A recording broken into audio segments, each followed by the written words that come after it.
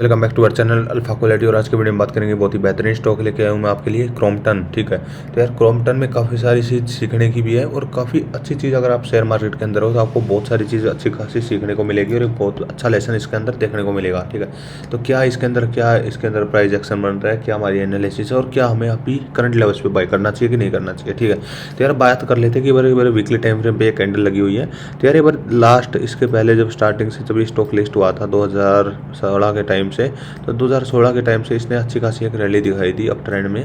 और तब से एक स्टॉक जो था 2021 से 22 तक का, 2021 में 300% तक की रैली दिखा चुका था। मीन्स 300 लगभग 300% की रैली दिखा चुका था। लेकिन उसके बाद ये गिरना स्टार्ट हुआ। तो गिरना स्टार्ट कैसे हुआ क्योंकि इसके जो फंडामेंटल्स है इसके अंदर कोई दिक्कत नहीं आई थी। लेकिन हाँ, एक जो प्रॉफिट वाली जो चीज़ होती है इसके अंदर जो इसके रेवेन्यूज़ है वो घटने लग रहे थे। ठीक है, तो उसके बाद 2021 के बाद 2000 लगभग 22 की जो स्टार्टिंग थी, देखो आप जैसा नीचे देखोगे 2022 की स्टार्टिंग से कंटिन्यू गिरने लग रहा था। 2023 तक ये पूरा गिरा और 2023 लेकिन 2024 तक भी पूरा गिरा। लेकिन 2 साल गिरते रहा स्टॉक, जो हमारा जो स्टॉक था वो 2 साल गिरते रहा।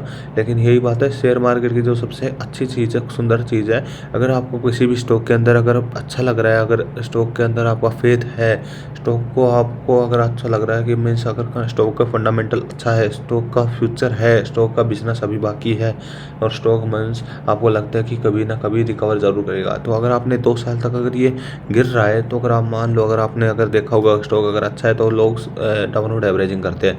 मीन्स अगर आपने बाई करंट लेवल्स पे, इन लेवल्स के ऊपर भी बाई किया होगा, मीन्स 434 के लेवल पे जब ये मूविंग एवरेज के पास आया होगा तब बाई किया होगा लोगों ने, तो उसके बाद बहुत सारे लोगों ने लॉस देखा होगा 20-22% का, तो कुछ लोगों ने यहाँ पर एवरेजिंग की होगी जिससे उनकी बाइंग प्राइस यहाँ आ गई। फिर यहाँ पे नीचे गया, फिर लोगों ने बाई किया तो यहाँ उनकी बाइंग एवरेज आ गई। फिर यहाँ पे आया, फिर लोगों ने यहाँ पे बाइंग की, यहाँ पे आया तो यहाँ पे बाइंग की होगी, उनकी मूविंग एवरेज यहाँ आ गई। ठीक है, मीन्स बाइंग प्राइस यहाँ आ गई। तो मीन्स एक चीज़ मैं इसके अंदर बताना चाहता हूँ सिंपल शब्दों में, अगर स्टॉक अच्छा है तो सिंपली अगर वो गिर भी रहा है तो उसको होल्ड करो, क्योंकि 2 साल का जो गिरता हुआ जो प्रॉफिट था, सॉरी जो 2 साल का जो गिरता हुआ लॉस था, मीन्स 2 साल से जो लॉस दिखा रहा था वो मिनिमम 1 से 2 वीक के अंदर रिकवरी दे सकता है। मीन्स अगर आपने यहाँ पे अगर आपकी बाइंग प्राइस अगर यहाँ से लेके आते हुए आपकी बाइंग प्राइस यहाँ आ रही थी, तो सिर्फ 1 वीक के अंदर, मैं एक बार डेली टाइम फ्रेम के अंदर दिखा देता हूँ। हमने जैसे बात की, अगर आपकी बाइंग प्राइस यहाँ थी तो सिर्फ अगर आपने यहाँ पे एक ही दिन के अंदर इतनी अच्छी, मीन्स एक दिन तो नहीं, एक ही महीने के अंदर इसने इतनी अच्छी रैली दिखाई है कि पिछले 2 साल का जो लॉस है वो रिकवर कर दिया। ठीक है, तो ये टेक्निकली बात होगी। एक बार इसके ऊपर चलते हैं फंडामेंटल्स पर, वीडियो ज़्यादा लंबी हो जाएगी तो थोड़ी सी 1.5 पे करके देखना। ठीक है, तो जो हमारी जो मार्केट कैप है वो 25,000 करोड़ की है। तो ये एक मिड कैप स्टॉक से एक लार्ज कैप स्टॉक बन चुका है फिलहाल। ठीक है, स्टॉक का पी कितना है, इंडस्ट्री के पी से अब भी कम है, 74 है और 58 इसका पी है, तो मीन्स अंडर वैल्यू माना जाएगा। स्टॉक अपने अच्छी वैल्यूएशंस में है। एक नेगेटिव चीज़ आपको क्या दिख रही है, आप मेरे को कमेंट सेक्शन में बताओ। सिर्फ इन चीज़ों के अंदर एक नेगेटिव चीज़ दिख रही है मेरे को, उसके बारे में बात नहीं करूँगा, सिर्फ आप मेरे को कमेंट सेक्शन में बताओगे। ठीक है, स्टॉक का पी ठीक है, अच्छा है। आरओई और आरओसी बहुत ही बेहतरीन है, 15% और 15%, जो कि बहुत ही बेहतरीन माना जाता है। डेट टू इक्विटी 0.23 है, मीन्स बहुत ही अच्छा है। मीन्स कंपनी के ऊपर कर्जा सिर्फ 683 करोड़ का है, लेकिन कंपनी के पास कैश तो 2800 करोड़ का है, जो कि बहुत अच्छा माना जाता है। मीन्स कंपनी किसी भी टाइम पे 600 करोड़ पे ऑफ करके अपना डेट फ्री हो सकती है। ठीक है, स्टॉक का पी रेशियो के ऊपर बात कर लेते हैं। तो अभी हालांकि ये अपने मीडियन जो पी है, अपने मीडियन पी देख लेते हैं 40।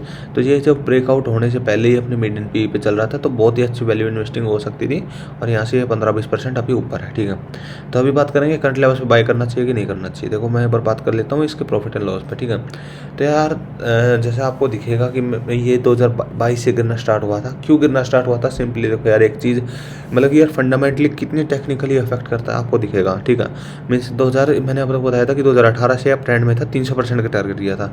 जब कंपनी अपना नेट प्रॉफिट दे रही थी 324 करोड़ का, फिर अगले साल फिर बढ़ के दे रही थी 400 करोड़ का, फिर 496 करोड़ का और फिर 617 करोड़ का। तो कंटिन्यू शेयर का जो प्रॉफिट था वह इंक्रीज होते जा रहा था, इसलिए शेयर के अंदर बाइंग भी आ रही थी, लोग FIIs भी बढ़ा रहे थे, ATIs भी अपने वो बढ़ा रहे थे, पब्लिक भी बहुत सारा रुपया डाल रही थी।